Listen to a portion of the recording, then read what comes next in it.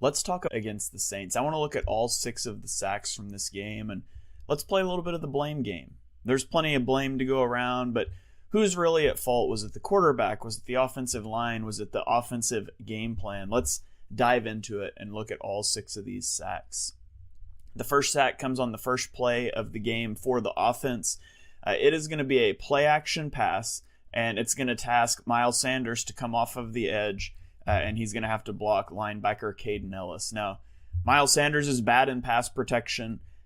I wouldn't dial this play up. Just run the football. Just run a regular pass. Don't task Miles Sanders to block a guy off of the edge, and yet that's what they're going to do. So at least it's not an edge rusher. At least it's a linebacker. But Sanders is going to lose this rep decisively. But let's look at the rest of the play. We're going to have a streak from our bottom receiver here. We're going to have a crosser from our slot receiver. And then at the top, we're going to have another crosser and a drag. So we're going to get like a little drag route, and then we're going to get another deep crossing route here. So this is kind of the route concept. This is what we're looking at. We're trying to get a chunk play. We do have this nice, safe drag route, and yet when we roll the tape, you're going to see here that off of the edge, just boom, instant win there, hands on Minshew. That's not really Minshew's fault, right? That's an extremely quick sack time. The only person that's really come out of their break at this point that contact is made is your drag, and it's covered up. There's 2 guys here. This crosser's starting to break. Like, if Minshew has just a little bit more time, you can hit this crosser and you can get a chunk play on your first play of the game. But Miles Sanders is just unable to hold up in pass protection, and Garnder Minshew is not able to escape the way that Jalen Hurts might be able to do. Now on the very next play, we're going to go empty. We motion our running back right here out. So we're in a 4-strong formation. We have 1, 2, 3, 4 receivers to the strong side. We've only got 1 to the weak side. The Eagles did this a lot in this game, and it just did not work for Minshew because he's no threat to run the ball and he processed slow. So the Saints are going to be in cover 2. We're going to have a cover 2 safety on either side of the field. And as soon as we see this safety start to go back and we know that this is a split field coverage, as soon as you know they're in zone, which it's obvious that they're in zone, right? Because there's nobody responsible for this linebacker out here. If you're in man coverage, somebody has to follow him out. This is clearly zone coverage. And Minshew has to recognize this and get to the strong side of the formation where you're flooding with routes. We've got 4 guys on this side of the formation. There's only 2 defenders out here, right? And we've got a deep defender. So it's essentially 3 on 4. Somebody's going to be open, and somebody is going to be open, but Minshew is going to miss it. And so we're going to just sort of run a streak on this side of the play. At the bottom, Sanders is just going to stay in the flat on like a little smoke screen at check down, and then you're going to get a streak from here. You're going to get a drag, and then you're going to get sort of a dig route. Now this is what we want to watch. We want to watch this safety. This turns into cover 2. This dig route is going to hold the safety to the middle of the field, and just look at the space that A.J. Brown gets at the bottom of the screen. Right here. This is open.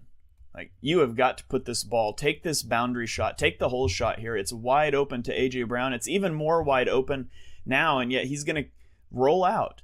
Why?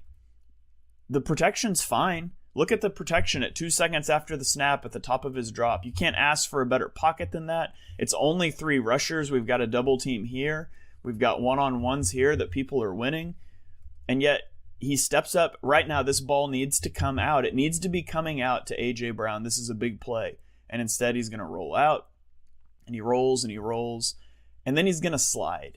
How are you sliding behind the line of scrimmage as a quarterback? Just toss the ball away. It's just a bad play, bad read by Garnder Minshew, and then a bad decision to slide there and take a loss instead of just tossing it out of bounds.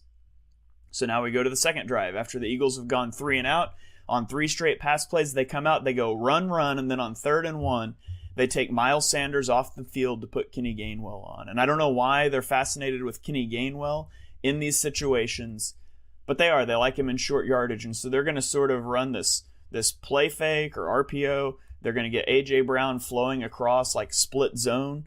And the idea here is that we're going to run a little pick with Devonta Smith, kind of disguised as a slant route, and we're going to run this flat route to Dallas Goedert. The Eagles love this sort of a plan on 3rd and shorts or 4th and shorts. and it's just not going to work. First of all, you're leaving Cam Jordan unblocked off of the edge. This is Cameron Jordan, Saints' best defensive lineman. You're leaving him unblocked, and you're asking Minshew to beat him, and that's just not going to happen.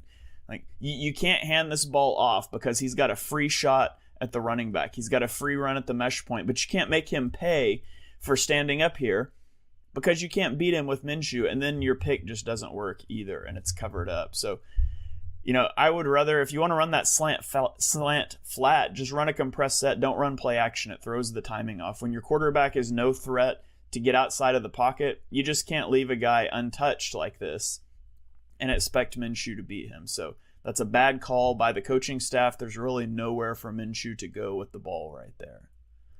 Now let's look at this next play. Now this is going to be at the bottom of the screen here. We're going to run sort of a flat route with Sanders, and we're going to run like a deep out route with the tight end. At the top of the formation, we're going to run an in route, and then, it's going to be an in route, and then a drag route, and a slant. So we're sort of getting these 3 in breakers on the back of the formation with the slant out. So everything is moving to the left side of the field. We're not going to bounce from one side of the field to the other. Everything is coming one direction. We need to sit there and read that out. The Saints are basically going to run a cover 1 zone. This strong safety and this nickel corner are sort of bracketing A.J. Brown with a first in and a first out responsibility. If he breaks in, this guy has him. If he breaks out, this guy has him. We've got a middle of field safety, and then we're going to have a linebacker dropping off into the middle of the field. And so at the snap of the ball, we see this play out. It's a pretty good pocket, right? 2 seconds after the snap, we've got a pocket that we can step up into, but we don't really have anybody open yet. And now there's no reason. Minshew is going to take off. He gets happy feet. He starts getting crazy. Look where his feet are. He's running forward. He's not just hitching forward. If you just hitch forward here, you're fine.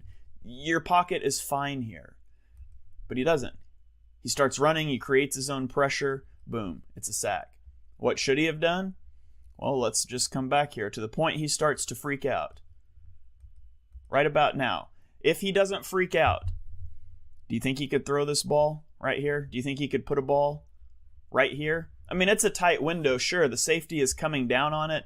This would be a tight play, but you can make that throw. You got to trust your receivers in these situations. In man coverage, the windows are not going to be large. You've got to trigger on throws. You've got a slant route breaking in right here, and there's nobody here. Just take one of these 2 throws in a tight window and let your receiver try to make a play, and instead he just feels the pocket collapsing around him. It's not, and he panics and he takes a sack. It's a bad play by Minshew. Now let's look at this one. This is going to be a bad play on the offensive line. Jack Driscoll is just going to get bulldozed back. And so let's just watch that first. Off the edge, boom, he just keeps walking backwards. You never do this as an offensive lineman. As soon as you feel yourself starting to walk, you're supposed to take a hop backwards. You give up some ground, you hop, both feet leave the ground, you stick them in the turf, you drop your hips, and you re-anchor, and he doesn't do that. He just gets walked right back into Minshew here. So this is a bad rep up front by Jack Driscoll. There wasn't a ton of these in this game, though. I thought Driscoll did a fine job overall, but let's look at the routes behind it. So at the top of the screen here, we're going to run sort of a curl route and a streak. And then at the bottom of the screen, we're going to run a curl route, and then we're going to run just sort of a in route, I guess, a dig route, you could call it. We're going to try to get behind the linebacker here and see if we can get open, and then we're just going to sort of check up with our running back here. So I want you to watch what happens, especially here at the bottom of the screen, and tell me if you think Jalen Hurts makes this throw to A.J. Brown. So we hit the top of our drop. Yes, pressure's coming. We're looking this way. Brown is about to break off. You should trigger this throw right now, and we've seen Jalen Hurts make these timing throws, but look at the separation that gets created out of the break here by A.J. Brown. Look at that. If the ball's here right now, that's a catch. It's a first down. And Jalen Hurts makes that throw, even with pressure coming in. And so, yes, it's a bad rep from Driscoll, but there was a throw there to be made. And your backup quarterback just simply doesn't have the anticipation and the timing with your top receiver to make that throw. Jalen Hurts makes this throw 9 times out of 10. And then let's go to the last sack of the day. The last sack of the day, this is going to be a creative rush here. Defensive tackles coming in, linebackers going to loop behind, and then the defensive end's going to go upfield and then come behind. So they're running all kinds of pass rush games here. It's only a 4-man rush. Samalo and Dickerson are going to be slow to pass off these games, and so they bear some responsibility for this. They're a little slow.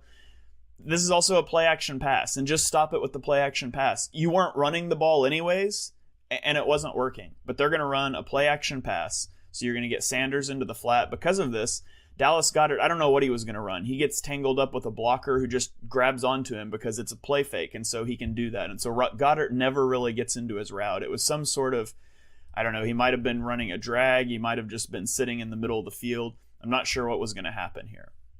At the bottom of the screen, we run a streak route with A.J. Brown, and then at the top, we've got a streak route and an in route. So this is sort of the concept that we're looking at here. And again, watch the twist up front, this little 3-man weave. It's slow to pass it off. Boom, takes a sack. But let's look at what could have happened instead. We run this play fake. You're hitting your drop right here. This is the point where he starts to feel pressure. Now, he's reading the top of the field. Sure, that's the direction he's looking. But when you're feeling pressure, you should always come back to your check down. And look at the check down here. The check down is going to leak out to the flat. Who is covering the running back here? There's nobody in the vicinity. This is a throw that you can make. Instead, he's just going to duck under. And he kind of gets out of it. He drops the football, and he's going to end up taking a sack. I thought Garnder Minshew was the biggest issue, honestly. Like, you could say it's the game plan. As long as you put the game plan and Garnder Minshew's play 1 and 2, I don't care what order you put them in, but I thought the offensive line was adequate in this game, especially starting a backup. The first contact from a defender on Minshew's sacks, and you saw this on the video, came at 6.5 to 4.04, 3.6, 3.32, and 3.52 seconds in this game. Jalen Hurts' average time to throw is 2.77 seconds. I just don't think the offensive line was particularly bad. It wasn't as bad as the sacks indicated. It comes down to coaching staff leaving Jack Driscoll on an island, calling long developing routes, not calling easy crossing things and drags and mesh to get guys open against man coverage.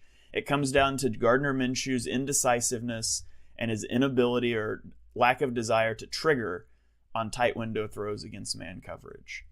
I think 95% of these problems are solved next week with Jalen Hurts under center. And to be honest, I'm not really worried about Driscoll